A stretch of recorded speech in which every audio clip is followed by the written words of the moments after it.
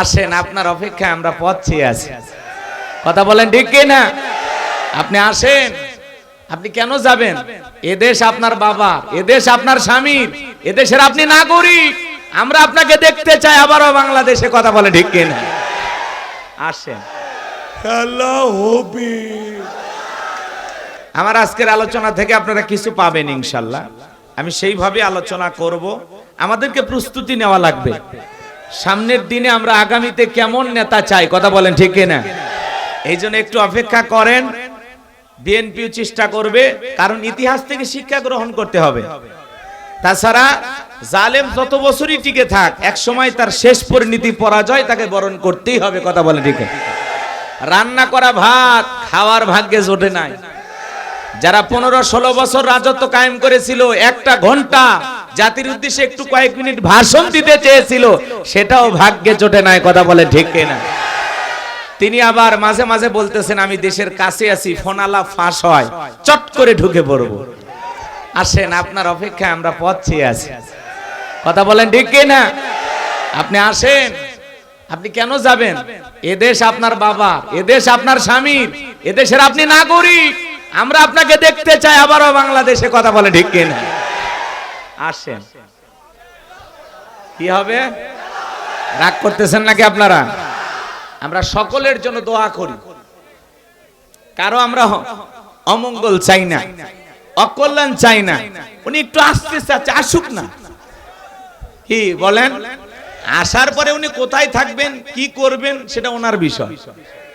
কথা কয় না কেন? যত মামলা হইছে, উনি দেশে আসে না। এগুলো একটু মানে ঝাঁকি দিচ্ছে, কিছু বের করার চেষ্টা করতেছে যে দেখি তো আমার মহাব্বতের কিছু মানুষ যদি একটু আন্দোলন করে, একটু জেগে ওঠে। কথা বুঝেন নাই? তো এই জন্য আপনারা কারো গুজবে কান দেবেন না। অনেকে আবার বলতেছে 26 তারিখে বাংলাদেশে কিছু একটা হবে। কি হবে মিয়া? কার থেকে কি শোনেন আপনারা? কি যেন একটা অ্যাপস বের হয়েছে, ওই অ্যাপস এর মাধ্যমে ছেলেরা নাকি কোটিপতি হয়ে যাবে, হেলিকপ্টার দিয়ে টাকা পড়বে। এগুলো ধান্দায় আছো তোমরা? বাপরে বাপ, টাকা এত সহজ? 26 তারিখে নাকি সব কোটিপতি হয়ে যাবে, টাকাওয়ালা হয়ে যাবে। হ্যাঁ, অনেকে বলতেছে 26 তারিখে নাকি উনি আসবেন। কি বলো তোমরা? পুরো বাংলাদেশের মানুষ তাকিয়ে আছে উনি আসবে, এটা দেখার আশা। পালিয়ে গেছে, ভালো মতো দেখতে পারি নাই। কথা কোন ঠিক কিনা? উনি যে ঢুকতেছেন, এই দৃশ্যটা আমরা দেখতে চাই। হ্যাঁ, কষ্ট পাইেন না, কষ্ট পাইেন না। আবার অনেকে মন খারাপ করবেন না। সব দলের লোক আপনারা থাকতে পারেন, কিন্তু মনে রাখবেন, আমরা হিংসার রাজনীতি চাই না। আমরা মহাব্বত আর ভালোবাসার রাজনীতি দেখতে চাই। যারা জুলুম করেছে, অত্যাচার করেছে, টেন্ডারবাজি করেছে, চাঁদাবাজি করেছে, দেশের টাকা বিদেশে পাচার করেছে, ঋণের পাহাড় সমপরিমাণ বোঝা বাংলার মানুষের ঘাড়ে চাপায় দিয়ে যারা পালিয়ে গেছে, তাদের সাথে দেশের মানুষের কোনো সম্পর্ক থাকতে পারে না। এই জন্য আমরা বলতে চাই, যুগে যুগে জালেমদের শেষ পরিণতি পরাজয় হয়েছে। আমরা যদি প্রকৃত মুমিন হই, বিজয় আমাদের আসবে ইনশাআল্লাহ। আর সেই বিজয় আনতে যদি কখনো ডাক আসে, মাথায় কাফনের কাপড় বেঁধে বিবির কাছ থেকে বিদায় নিয়ে, সন্তানদের কাছ থেকে বিদায় নিয়ে, আল্লাহর জমিনে আল্লাহর দ্বীনকে প্রতিষ্ঠিত করতে গিয়ে, কোরআনের সমাজ কায়েম করতে গিয়ে যদি বুকের তাজা রক্ত দিতে হয় আল্লাহর কোরআনের জন্য, দ্বীনের জন্য, ইসলামের জন্য, কারা কারা বুকের তাজা রক্ত দিতে রাজি? তুই হাত তুলে আল্লাহকে দেখা।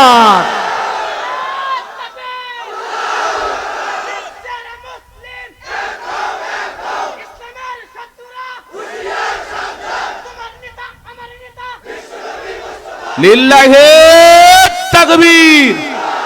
হাত টান টান করে তোলেন, হাত সোজা করেন। ওই যে মাঝে মাঝে বেঁকা করে তুলেছেন, দুই হাত সোজা করার শক্তি নাই।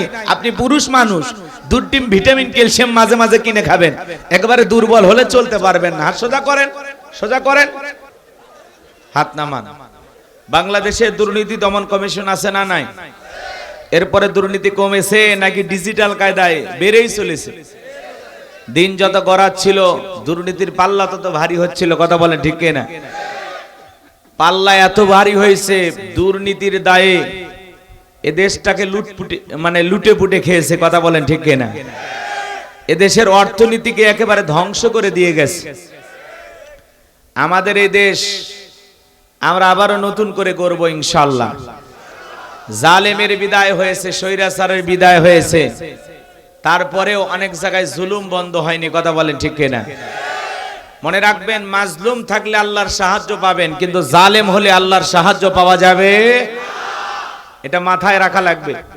আমার পাশে বসা বিএনপির একজন নেতা, তিনি যে চমৎকার কথা বলেছেন যে বিএনপির নাম নিয়ে যদি কেউ চাঁদাবাজি করতে চায়, কেউ যদি আপনাদের কাছে 10 টাকা চায়, আমার কাছে মোবাইল করবেন, তার ব্যবস্থা নেওয়া হবে। এনাদের যিনি নেতা বর্তমান ভারপ্রাপ্ত চেয়ারম্যান জনাব তারেক রহমান, তারও বক্তব্য একই, যে কেউ চাঁদাবাজি করবেন না, দখলদারি করবেন না। কারণ এর আগে যারা ছিল তারা এরকম করেছিল, বিদায় জনগণ এটা মেনে নিতে পারে না। এই জন্য আমরা চাই, একজন বিদায় নিয়েছে, নতুন করে আর কেউ যেন এইরকম না হয়। এই জন্য বিএনপির সমস্ত নেতারা চেষ্টা করে যাচ্ছেন, তারা যেন একটু জনগণের সাথে ভালো আচরণ করতে পারেন, ভালো উপহার দিতে পারেন, ভালো ব্যবহার করতে পারেন, তাদের দলের ভিতরে যেন কোনো চাঁদাবাজের জন্ম না হয়, এটা তারা চেষ্টা করে যাচ্ছেন। এটা খুবই ভালো লক্ষণ। কারণ এই দেশ আর কোনো জালেম স্বৈরাচারীর হাতে যাক, এটা আমরা চাই না। কথা বলেন ঠিক কিনা? আসলে কেউ যদি মনে করে এটা আমার বাবা, সেখানে আর কিছু করার থাকে না। তা আমাদের অবস্থাটা তাই হয়ে গেছিল, এই আর কিছুই না। তো যাই হোক, আল্লাহ তাআলা যেন এই দেশের প্রতি রহমত বরকত নাজিল করেন। জোরে বলেন আমিন। আমরা ভালো মানুষকে নেতা হিসেবে চাই। কথা কি বোঝা যায়? এই যে সালমান এফ রহমান দরবেশ হাজার হাজার কোটি টাকা, দেশের টাকা বিদেশে পাচার করেছে, ওরও একটা অডিও কল রেকর্ড ফাঁস হয়েছে, আবল তাবল বলতেছে। কথা কোন ঠিক কিনা? এরা বহুমুখী ষড়যন্ত্র করেছিল, এদের যতই অডিও ভিডিও ফাঁস হোক, কিন্তু আমরা যেটা দেখেছিলাম, কি সুন্দর দাড়ি, আহারে কি সুন্দর টুপি, পালাইতে গিয়া রসুলের সুন্নতি দাড়ি কেটে দরবেশকে ভণ্ড ভণ্ড লাগে। কথা বলে ঠিক কিনা? হাই রে, এই দাড়ি জনগণের সামনে ব্যবহার করতে। কথা বলে ঠিক কিনা? এই জন্য এদের 70 রাকাত তাহাজ্জুদ বলেন আর ফজর বলেন, কোরআন তিলাওয়াত বলেন, যা ছিল সব জনগণের সাথে একটা তামাশা করত। কথা বলে ঠিক কিনা? এরা প্রকৃত পক্ষে আল্লাহওয়ালা থাকলে এরা কখনো জনগণের বুকে গুলি চালাইতে পারতো, আবু সাইদকে এরা শহীদ করতে পারতো, মুগ্ধকে গুলি মারতে পারতো। আমরা অনেক ভিডিও দেখেছি উত্তরাতে, হারে দেখেননি আপনারা? পাখির মতো গুলি করে মানুষ মারছে।